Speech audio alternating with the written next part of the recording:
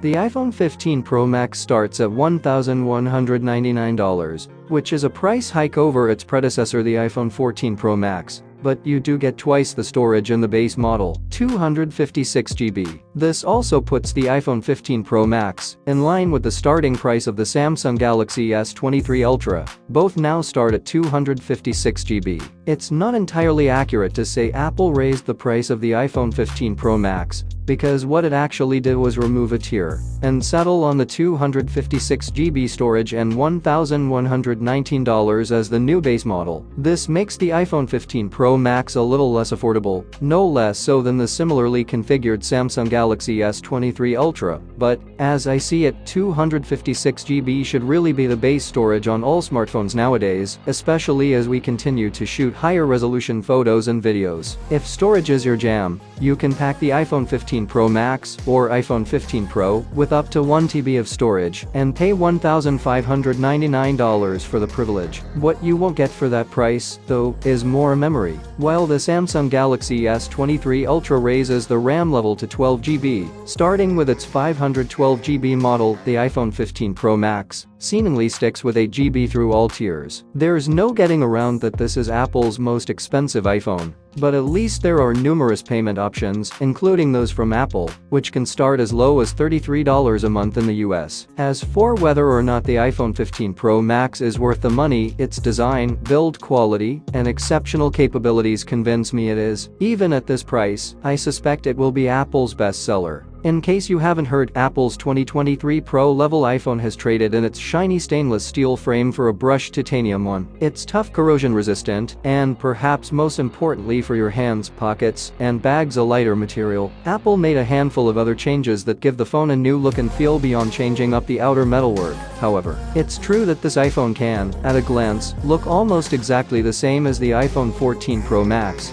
but close inspection reveals rounding along the sides that give the phone a softer look and make it, especially at this size, much more comfortable to hold. Additionally, the Super Retina XDR display looks larger, thanks to a noticeably thinner bezel. The phone feels different because the dimensions and weight are different. Where the iPhone 14 Pro Max was 77.6 x 160.7 x 7.85mm, the iPhone 15 Pro Max is 76.7 x 159.9 x 8.25mm. That means it's just a hair smaller than the last model, a fact I confirmed when I tried slipping the iPhone 15 Pro Max into an iPhone 14 Pro Max leather case, and it was loose inside it. It is worth noting that the new phone is almost a millimeter thicker than the last model. However, thanks to the titanium body and new recycled aluminum frame, the iPhone 15 Pro Max is 19 grams lighter than the iPhone 14 Pro Max, 221 grams versus. I'm not in the business of dropping my phones, so I could not tell you much about the strength of these glass materials. I did, though, subject the phone to a dunk in a water fountain. The IP68 rated phone handled it just fine. That was just for a moment, but the phone is rated to handle swimming in up to 6 feet of fresh water for 30 minutes.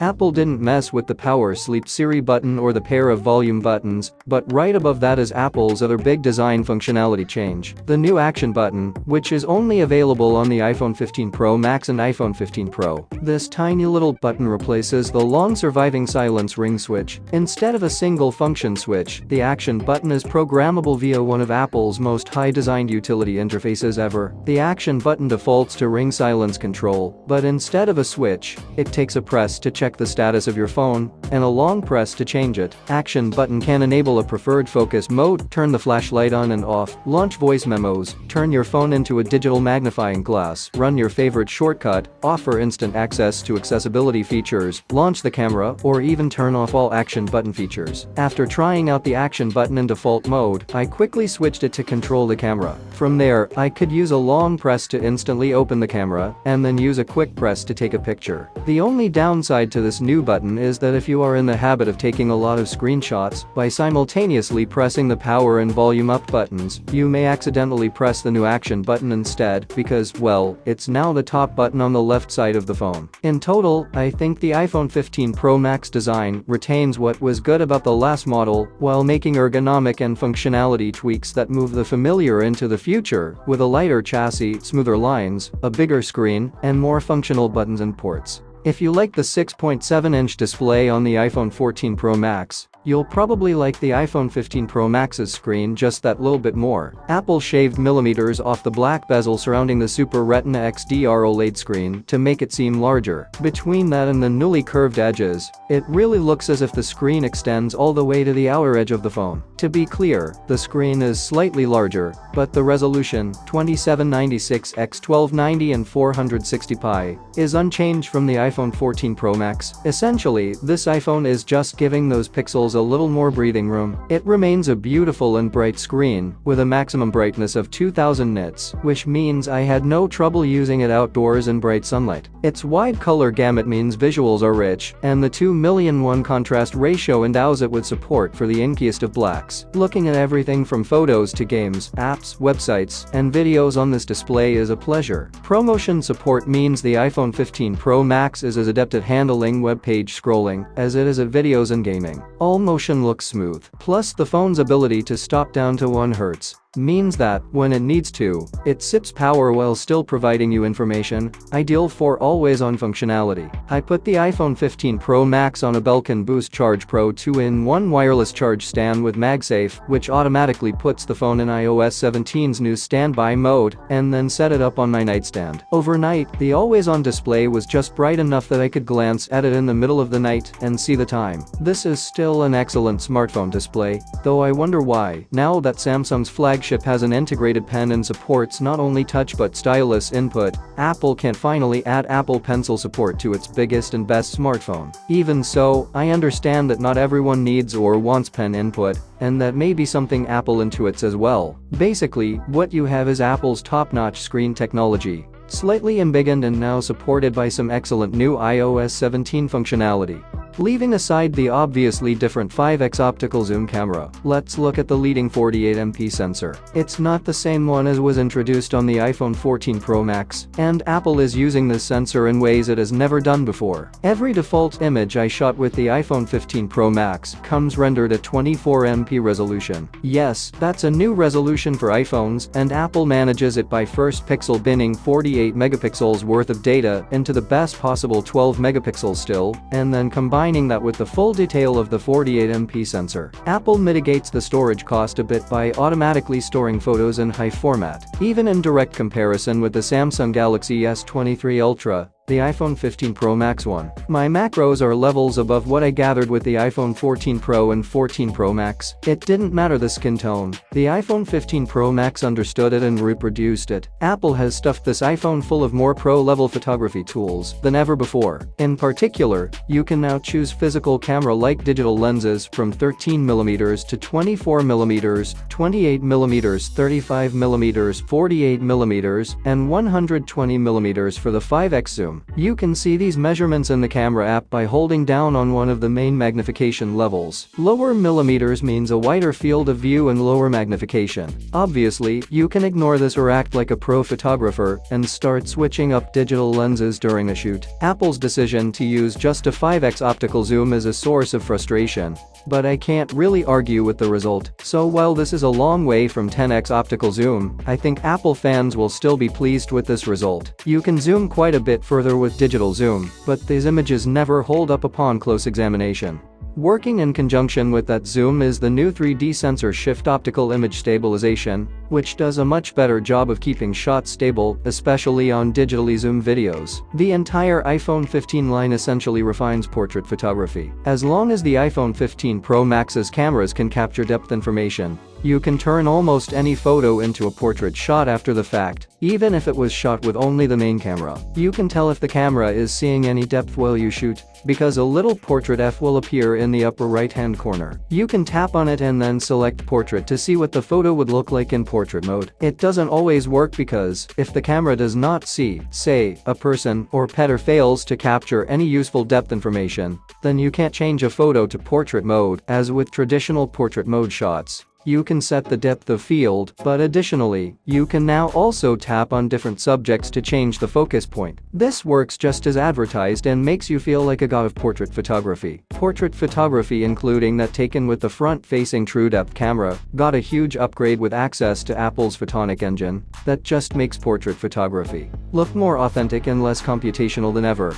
Apple has made some leaps in low light and night photography. The iPhone 15 Pro Max's ISPs more light and make better use of it in even the most challenging situations. It's not vastly better than what you get with the Samsung Galaxy S23 Ultra, but I think Apple achieves parity. Night photography is better, too. I noticed less screen in the star photography and more stars. The one thing I still can't do as easily as I can with the Galaxy S23 Ultra is take star trail photography. The iPhone remains a great video capture tool. With a wide variety of lens options, action mode for shooting your child's soccer game without nausea-inducing judder, and cinematic mode for when you want to shoot outer quality video. The last, by the way, works just like portrait mode photography in that you can, while capturing video, shift focus from one subject to another with just a tap. What the iPhone 15 Pro Max can do that you can't with the traditional film is change the focus point of the video after shooting. It's more than a neat trick and could be useful if you happen to forget to focus on the right subject during the initial shoot.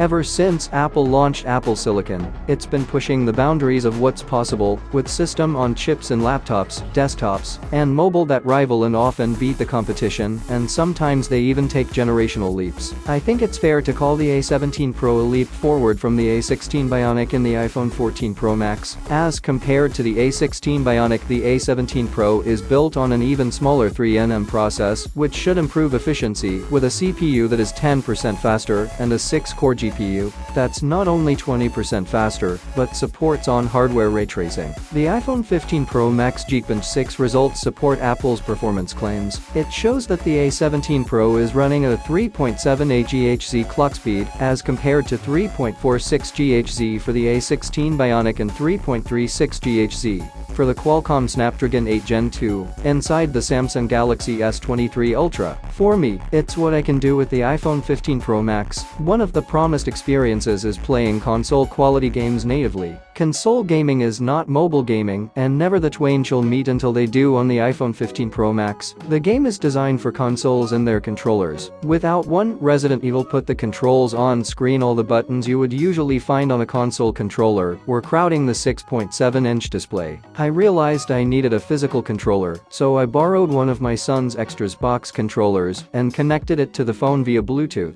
I'm not much of a gamer, but the visuals, especially on the cutscenes, look quite good on the 6.7-inch display. Still, on such a small console gaming screen, losing even a little bit of space to the dynamic island is frustrating. This was a repeatable experience, which makes me wonder if it's less about the A17 Pro and more about the game port from console to mobile. The game was otherwise responsive and the sound was excellent. When I put in my AirPods Pro, I was presented with a really captivating and immersive experience, an experience good enough for me to proclaim that console-quality gaming has finally arrived on the mobile phone. Outside of gaming, every action on the iPhone 15 Pro Max was as responsive as I expected and wanted it to be. The speed of the latter was no faster on the A17 Pro than it was on the A16 Bionic on the iPhone 14 Pro Max. As with last year's iPhone 14 Pro Max in the US, my test unit was SIM only. It's incredibly easy to transfer your phone number from an existing phone to these new SIM variants, but it also means you can no longer easily swap in and out SIM cards without carrier assistance and support. This is also a 5G phone, though your 5G experience will depend largely on the proximity of cell towers and how many people are sharing them. I don't know if that's a product of the connection or if the iPhone 15 Pro Max includes a time machine for free.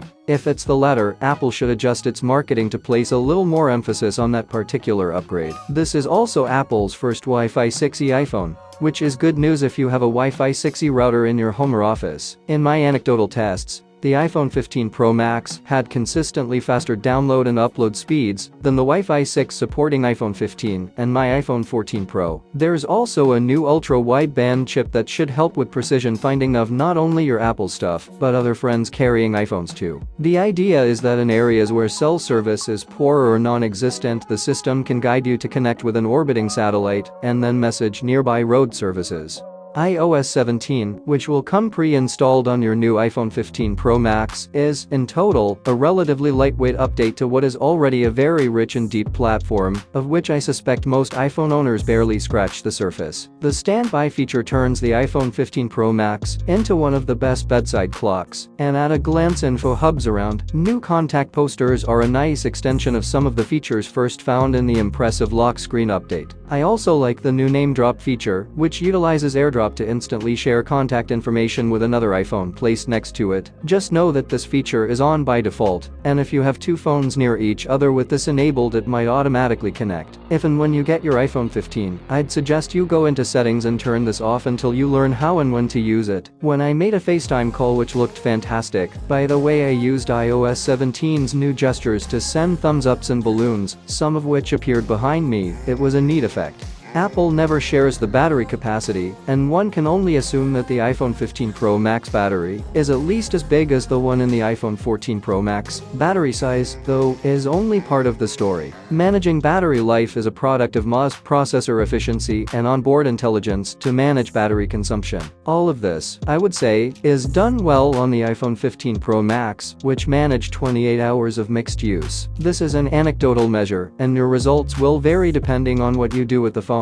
Remember that part of my time with the phone was not using it while I slept for 5 hours. Apple says the iPhone 15 Pro Max can recharge to 50% in 30 minutes with an optional 20W USB-C adapter. Mine charged 47% in that time. It took another hour and a half for it to fully charge. I'm not sure why Apple can't get fully on board with faster wired charging. As for how you charge the iPhone 15 Pro Max, now you'll use the new USB-C port and the included USB-C cable. I was surprised to see that the cable is now woven as opposed to the classic plastic rubber protective jacket. This is similar to MacBook and HomePod cables and may prove more durable than the old cables. The phone also supports Qi and, obviously, MagSafe charging.